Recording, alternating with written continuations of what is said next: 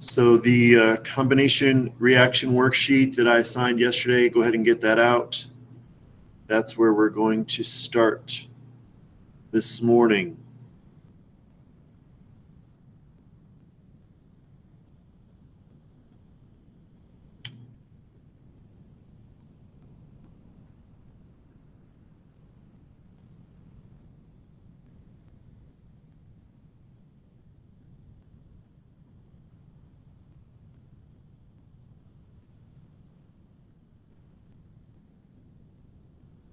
So what I'm going to do here is put the solutions up on the screen for you guys to look at. So look over your work, and if you have questions, please ask me.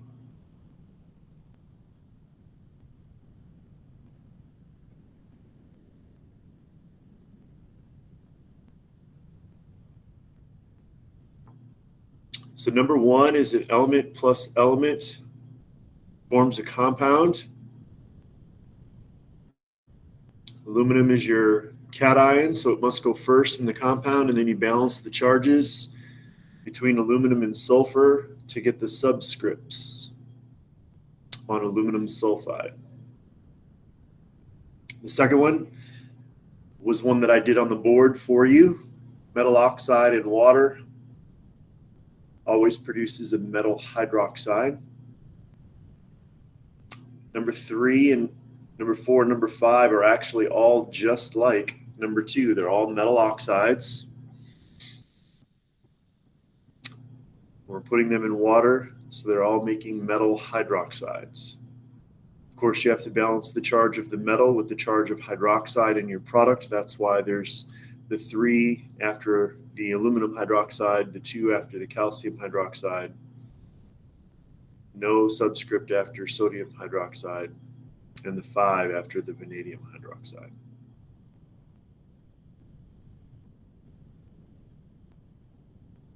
I want to encourage you to be trying the best you can to add in states of matter.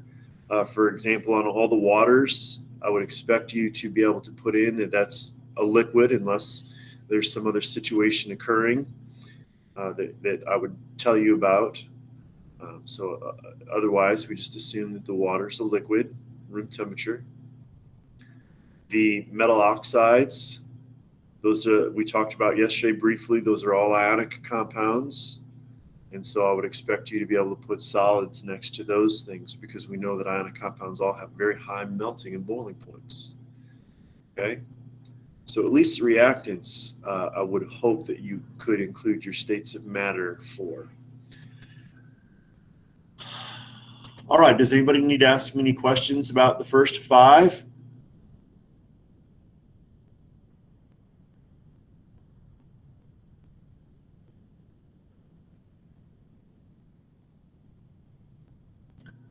All right, here's the next 5.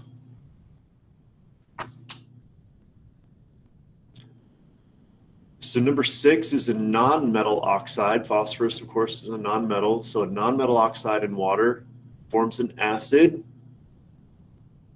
Acids start with hydrogen. And then I told you yesterday when I did one on the board that you would have to pick a polyatomic ion that contained both the phosphorus and the oxygen. Your choices are really phosphate or phosphite. Kind of guess and check to see which one you're able to balance the equation for. You'll only be able to balance the equation with one of them. In this particular situation, phosphate was the one that worked. Uh-oh.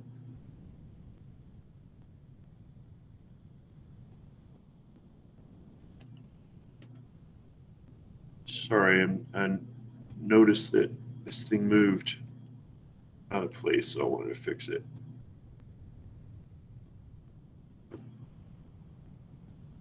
There we go. That looks better. All right, number 2 is element plus element. Again,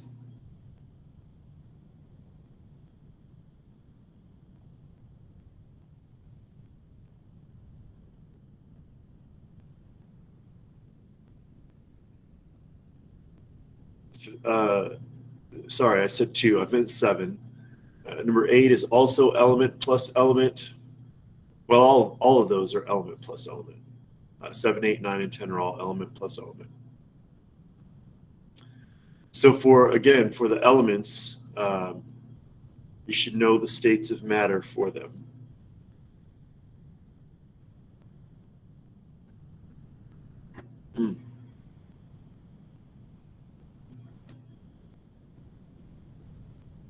Sorry, something happened to symbol. So let me need to.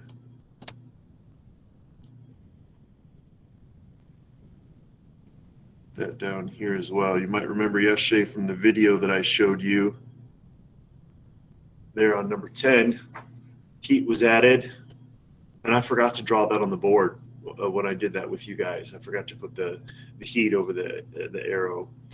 But he had to hold that candle up to the balloon, right, to be able to get it to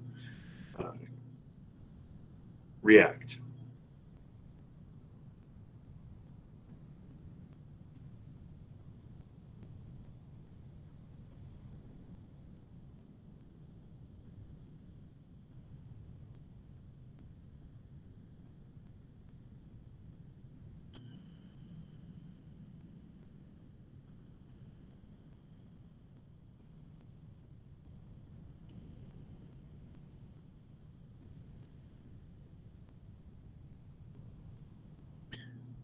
I also want to just point out on number 7 there, I had told you guys in the last unit that I would always give you the charge of the transition metal. So you noticed on number 7 that I told you the charge of tin. I wanted you to use tin 4. And so that is why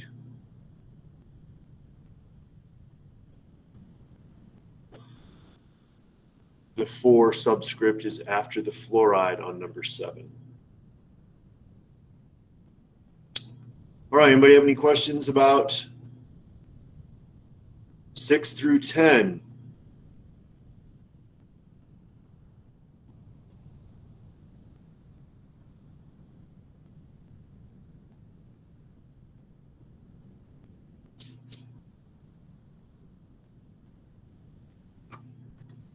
No?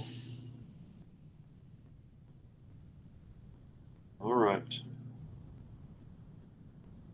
Well, today we're going to look at decomposition reactions.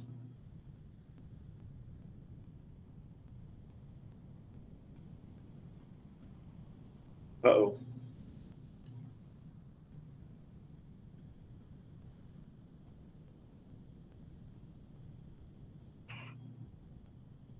Okay, my camera looks like it's frozen up. Am I moving for you guys? It's showing K. Just showing a K? I just see a black screen. Uh-oh. Let me shut my camera off real quick and turn it back on and see if that fixes the problem.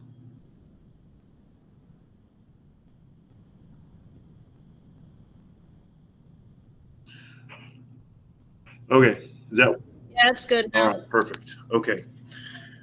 Yeah, it's fixed for me. All right, so we're going to do decomposition reactions today. If you have your 5 basic types sheet in front of you this morning, you'll notice that I've got 6 different types of decomposition reactions listed that we're going to go through. So the first one is metal carbonate. And metal carbonates, carbonate, remember, is a polyatomic ion. It's CO3. So anytime you have a metal bonded to carbonate, we can decompose that with heat, and it will break down into a metal oxide and carbon dioxide gas. The second example under the 6 types is a metal hydroxide. Metal hydroxides can be broken down into metal oxides, and then water is driven off as a gas. The third example is a metal chlorate. Metal chlorates will decompose into metal chloride and oxygen gas. I'm going to show you a video of that here in just a moment. Some acids can be decomposed into metal oxides and water. Sorry, non-metal oxides. I think I said metal. Non-metal oxides and water. Sometimes metal oxides can be broken down into their respective elements, the metal and oxygen gas. And then the last one here is kind of a catch-all. So in a situation where it's not any of the other five, sometimes we can use electricity to decompose a substance back into its respective elements. It's called electrolysis. Okay, so I'm going to do a few examples with you, but first, let me show you this video that I found on YouTube. This is a metal carbonate.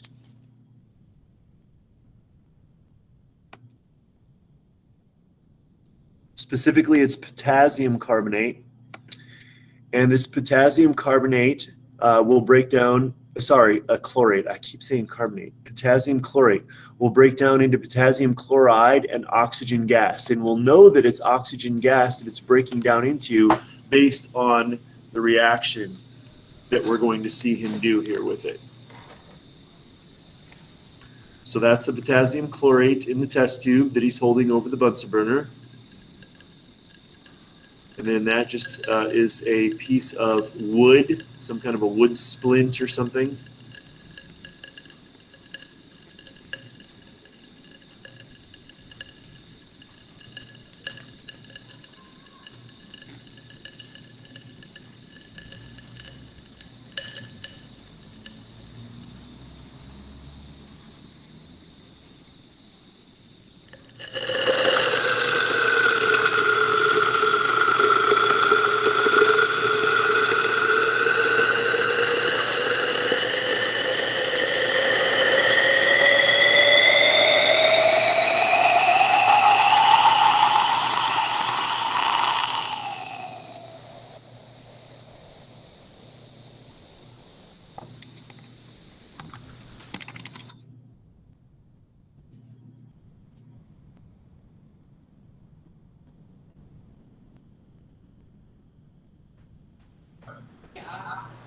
Hi, No. I'm Dylan. I'm John. Stop. And today we're going to be determining the chemical.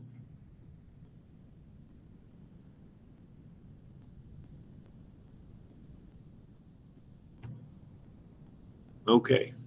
So that reaction with potassium chlorate, he held it over the Bunsen burner there, and that began to decompose the potassium chlorate down into potassium chloride and oxygen gas. Okay, and then as that oxygen gas is released, when he put that burning wood splint in there, remember the wood splint had kind of gone out, so it was just glowing. So it was still warm, but the oxygen gas that had been released from that potassium chlorate then re-caught that wood splint on fire, and then the energy that was released there continued to decompose the potassium chlorate, and so more and more oxygen was being released. And of course, that made the wood burn up very quickly. Okay. So let me go ahead and do that reaction for you guys on the board. So we started out with potassium chlorate, and that stuff was a solid. You saw that in the bottom of the test tube. And heat was added to that thing to get it to decompose. All right. And if you look again on your 5 basic type sheet, chlorate, ClO3, is a polyatomic ion. So we've got potassium, a metal chlorate, and it tells us in the 5 basic type sheet, number 3 of the 6 types of decomposition reactions, that metal chlorates break down into metal chlorides and oxygen. Okay, break down into metal chlorides and oxygen. Now, we always have to balance the charges when we write new substances. Okay, oxygen, of course, is an element, so there's no charge to be balanced there, so we don't have to worry about that. But we do have to worry about this. Okay, but I'm going to basically tell you guys a secret or teach you a shortcut or however you want to look at that. Okay. But the chlorate ion, ClO3, has, if you look on your 5 basic type sheet, that thing has a -1 charge. Okay? And chloride, the halogen in group 17, also has a -1 charge. Okay, so however many chlorate ions are used to balance the charge of your cation, whatever that cation is always going to be the same number of chloride ions that are used to balance the charge of that same metal in the products. Again, because chlorate and chloride both have a -1 charge, okay? So since potassium is +1, it takes 1 chlorate ion or 1 chloride ion to balance the charges there, all right? So that's just kind of a little secret. That will always work when you're decomposing a metal chlorate. If there's 2 chlorate ions in the reactants, you will use 2 chloride ions in the products. If there are 3 chlorate ions, so there would be parentheses around it with a 3 after it, you would have 3 chlorides in your product over here to balance the charge of your metal. So it just depends on the charge of the metal, but the anions are both always -1, so it will be the same on both sides of the reaction, okay? Let's see. So oxygen, of course, is a gas. So I'm going to put an up arrow. You could also do a little G, okay, that works too, showing that this substance is a gas. And then even though we're heating this up, those substances have very, very high melting and boiling points. So this is still a solid. The potassium chloride is still a solid, okay? So my solid reactant, this product is a solid, and of course the oxygen is a gas that we're driving off there, okay? Now, the only thing that we have to worry about is balancing this. And so yesterday I did most of them by using my little circles, but today I wanted to try to move away from that. I can do this first one with circles for you guys, but I really want to move away and just work on kind of doing the elements in the equation without the circles, because obviously you guys are not going to want to be drawing these circles come test day and that kind of thing, okay? You're going to want to be able to just count. So here's my potassium chlorate, potassium chloride, 3 oxygens, okay? And this is going to decompose into potassium chloride,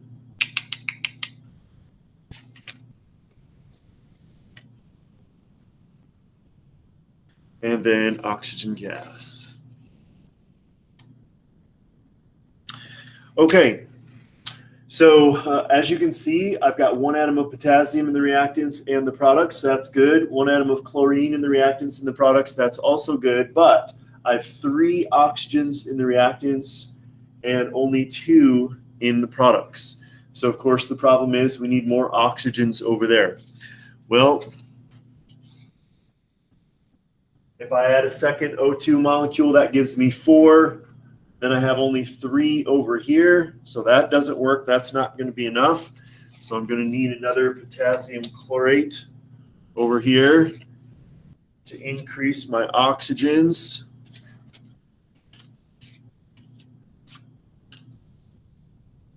And that gives me 6 oxygens. So I just need 1 more molecule of oxygen over here. And the oxygens then balance out. But now I have 2 potassiums in the reactants, 2 chlorines in the reactants, and only 1 of each over there in the products.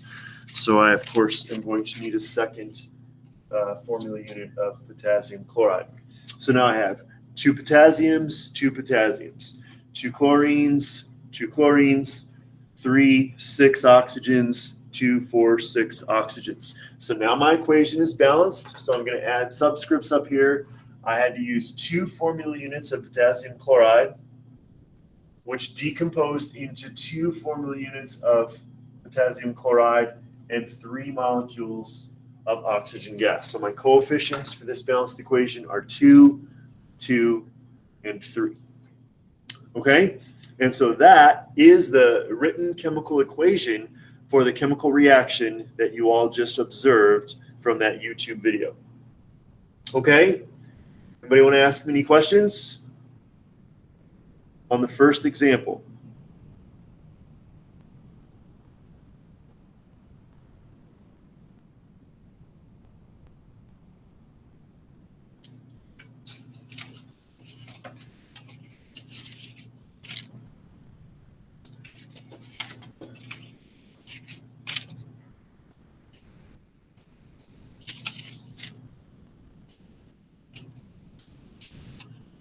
Okay.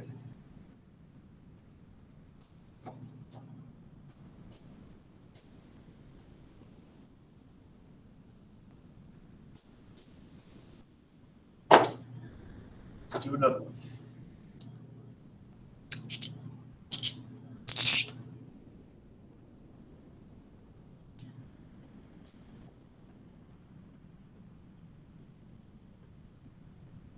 Okay, so I have copper 2 carbonate here. Sorry, copper 1 carbonate. And so if you look on your 5 basic type sheet, carbonate is the key, polyatomic ion carbonate. So we're looking on here, and we see that number 1 says a metal carbonate. So copper's a metal, so I have a metal carbonate, so that's what this reaction is. A metal carbonate will break down into a metal oxide and CO2. Metal oxide and CO2, okay? So metal oxide, my metal's copper, there's oxide, and carbon dioxide, okay? Now, I'm going to tell you the same thing that I told you in the last example. The cool thing about this particular reaction is that the carbonate ion has a charge of -2, and the oxide ion has a charge of -2 as well. So when you look at what's going on over here, there are 2 copper ions, it says, so that means that each copper must be +1, okay? And again, because the charges are the same for our anions, carbonate is -2, oxide is -2, we're going to need the same number of copper ions to balance the charges because the charge carries through the reaction, okay? So there needs to be a subscript of 2 after my copper. So again, however many metal cations there are in the reactants, that's the same number of metal cations I'm going to need in the products, okay? Basically, those subscripts in this particular reaction, just like in the previous reaction, just kind of works out that those subscripts will carry through, okay? So oxide's -2, carbonate's -2, therefore, however many metal ions there were here, I need that same number of metal ions over here, okay? All right, states of matter. This is an ionic compound, so it will be a solid at room temperature. Even though we're heating it up, these things have very high melting and boiling points. So this is also going to be a solid. Move my plus sign over just a little bit so you can see it clearly.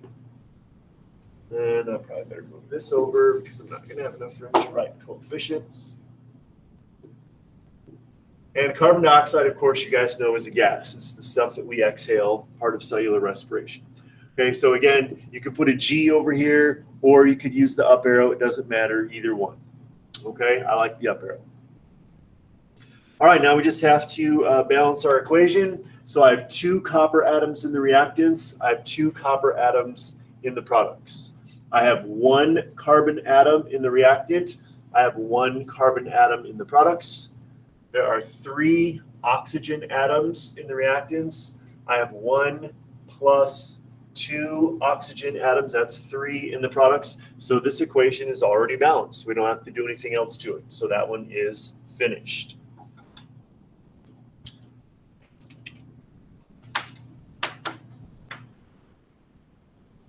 Anybody want to ask me any questions about the second example?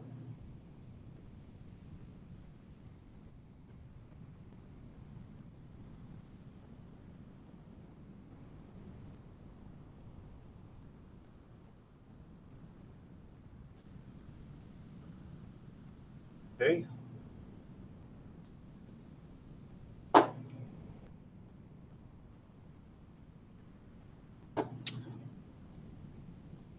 So the third one that I'm going to do with you guys then is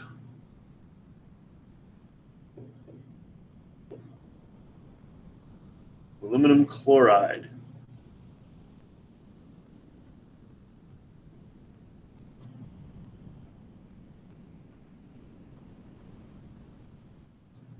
So aluminum chloride, we're going to look on our 5 basic types sheet, and this is not a metal carbonate.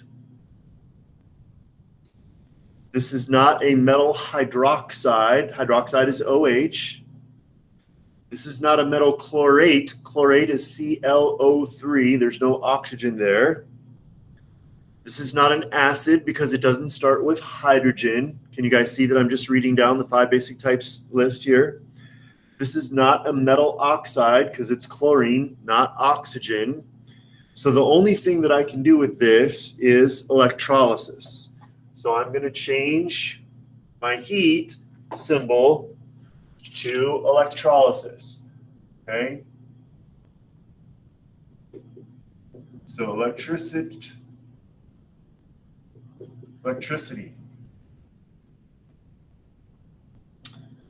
Okay? So we're going to use electricity to break apart this substance.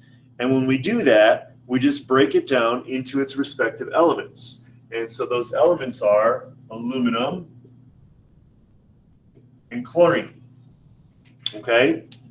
But we have to remember right away that chlorine is one of our 7 diatomic Brinkelhoff twins. Okay? So anytime that it's written as an element by itself, it has to have a subscriptive 2 after it. So remember, chlorine always exists by itself, pure elemental chlorine as a molecule. Okay, 2 atoms bonded together. So all I'm doing is breaking apart my aluminum and my chlorine and putting them separately here, separated by the plus sign, of course. Okay, but now we need to balance this equation. Okay, and we also need to do states of matter. So let me do states of matter first. Okay. This is going to be a solid because it's an ionic compound, metal and a non-metal, right? So those things always have very high melting and boiling points. We know that aluminum, of course, you all have used aluminum foil at your houses before, so we know that's a solid. And then chlorine is one of the few gases on the periodic table, okay? And I think I asked you guys to kind of memorize that earlier. I don't remember for sure about that. But if I haven't already told you, there's only 2 liquids on the periodic table. They're mercury and bromine. And then there's only a handful of gases: hydrogen, nitrogen, oxygen, fluorine, chlorine, and the noble gases. That's it. And so if you kind of memorize the 2 liquids and the handful of gases, everything else on the periodic table is a solid. So it's easy to deal with that. Okay. So now we just need to balance this equation. All right. I've got 1 atom of aluminum in the reactants, 1 atom of aluminum in the products. That works out okay. But I've got 3 atoms of chlorine and only 2 over on the other side. Okay. So basically, we've done this many, many times. The least common multiple between 2 and 3 is 6. So I'm going to need 2 formula units of aluminum chloride to give me 6 atoms of chlorine. And I'm going to need 3 molecules of chlorine to give me 6 atoms of it. Okay, but of course, when I put this 2 in front of aluminum chloride, that gives me 2 atoms of aluminum. So I'm going to need a 2 in front of the aluminum to balance that out as well. Okay, so my coefficients will end up being 2, 2, and 3 to balance this decomposition reaction. All right, anybody have any questions on that one?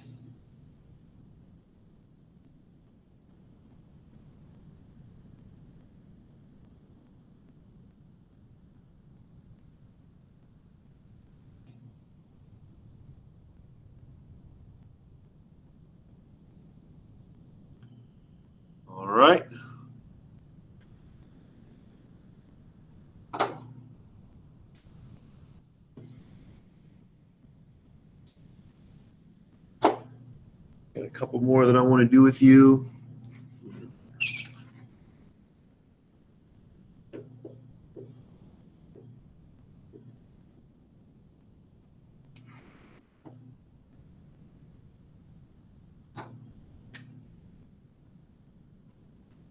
All right. Again, if you look on your sheet here, aluminum is a metal. OH is hydroxide. So I've got a metal hydroxide. And that's number 2 on our 6 types of decomposition reactions. It says that metal hydroxides will break down into a metal oxide and water. Metal oxide and water. So there's my metal with oxygen and then H2O. Okay? Now, I have to worry about charges here. This is not one of those where it's nice and it carries over and all that jazz. Okay? I've got to figure out the charges of these things and then put them together so that they balance. Now, the nice thing about this particular example problem is that aluminum is a main block element. It's not a transition metal, so I know its charge, right? Aluminum's in group 13, so it always has a charge of +3. And of course, oxygen, when it becomes an ion, always has a charge of -2 every time. It's got 6 valence electrons. It needs 2 more to get stable. So we just need to balance the charges here. The least common multiple of 3 and 2, of course, just like we did in the last problem there a moment ago, is 6. So I have +6 and -6. It took 2 aluminum ions and 3 oxide ions to balance the charges. Okay? So we don't need to worry about water. We know that water is H2O. There's no surprise there. Nothing we've got to deal with on that. Okay? States of matter. This is an ionic compound. So I hope you're catching on here. Solid. This is also an ionic compound. So it will also be a solid, even though we're heating it. It's decomposing before it's melting. So it's going to also be a solid. And then, of course, because we're heating it, this water will be driven off as a gas. It'll be water vapor. Okay, so you can put a G or the up arrow, either one. It doesn't matter. Okay, and now it's just a matter of balancing the equation. This is one of those equations where, again, if you follow my instructions in terms of save hydrogen and oxygen for last and in that order, it will make life easier on you. So let's take a look at aluminum first. There's 1 atom of aluminum in the reactants. There's 2 atoms of aluminum in the products. So I'm going to need coefficient of 2 in front of this to give me 2 aluminum atoms. Okay? Now, in my original, there were 3 hydrogen atoms in this formula unit, but because of my coefficient, I have 2 formula units. So 2 times 3, that's 6 hydrogens. So I've got a total of 6 hydrogens in the reactants. So it will take 3 molecules of water to give me my 6 hydrogen atoms. Okay, 3 molecules of water. Each molecule has 2 atoms. So it'll take 3 water molecules to balance my hydrogens. And then once I do that, notice I have 6 oxygens in the reactants. 3 plus 3 is 6 oxygens in the products. So I don't even have to worry about it. The oxygens just fell right into place when I balanced the other stuff, even though it's in multiple places over there in my products. Okay? So there's the decomposition of a metal hydroxide into a metal oxide and water. Anybody want to ask me any questions about this example?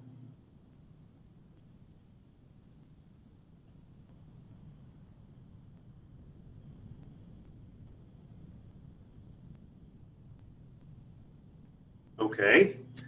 Now we've got one more that I'm going to do with you guys. One more.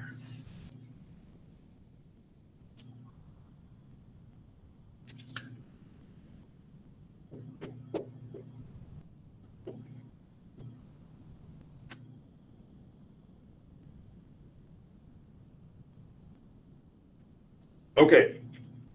So as we look down our list here, H2SO3, I hope you guys already recognize what type of substance this is. Okay, there's a big hint there.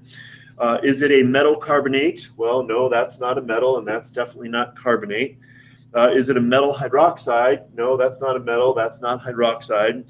Is it a metal chlorate? No, that's not a metal. That's not chlorate. Is it an acid? Aha, yes, of course it is. It starts with hydrogen.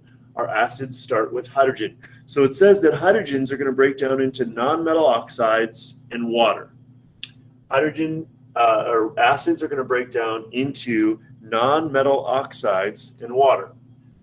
So our non-metal is sulfur, and our oxide, so sulfur oxide, and then water, H2O. Okay, and the deal is here that we're basically, this is going to be kind of a guess and check kind of thing for us. All right, when acids decompose, they do so in such a way that basically, and this is the only situation where you guys will ever do this, okay? Usually we balance equations by adding coefficients, right? But when we decompose an acid, we basically balance the equation by adding a subscript to our metal oxide, okay? And so if we look at, there's one sulfur in the reactants and there's one sulfur in the products. There's two hydrogens in the reactants. There's two hydrogens in the products. There's three oxygens in the reactants. I've got only one oxygen here and one oxygen there. So that means that this is going to end up being sulfur dioxide. That's what will form in order for this decomposition reaction to occur. So sulfur dioxide is my non-metal oxide that's formed. Okay, so we basically know what subscript we have to put there in order to make this balance because of that. Now, the truth of the matter is that that's not the only way to do it. And I'll show you really quickly just so that you've seen it before, but it's really not anything that I will expect you to have to be able to do. So hydrogen is always +1, right? Okay, so there's two hydrogens. So that tells us that the charges of hydrogen are 2 + 1s. Oxygen is always -2.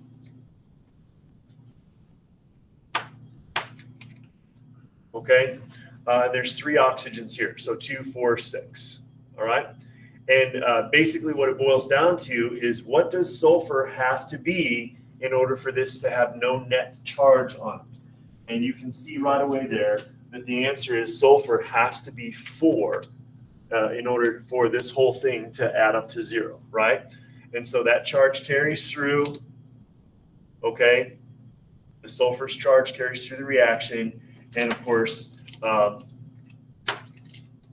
it would take 2 oxygens to balance that out on the other side. So that's really the way that this is done, okay? But I'm telling you guys, if you don't want to worry about trying to think through that you can just basically, on this one reaction only, decomposition of acids, you can just balance the equation by adding a subscript because it will always work out that way, all right? It just happens to be true. It always works out that way when we decompose an acid. So it's really not the true way, but it works out that way, so we can use it, okay?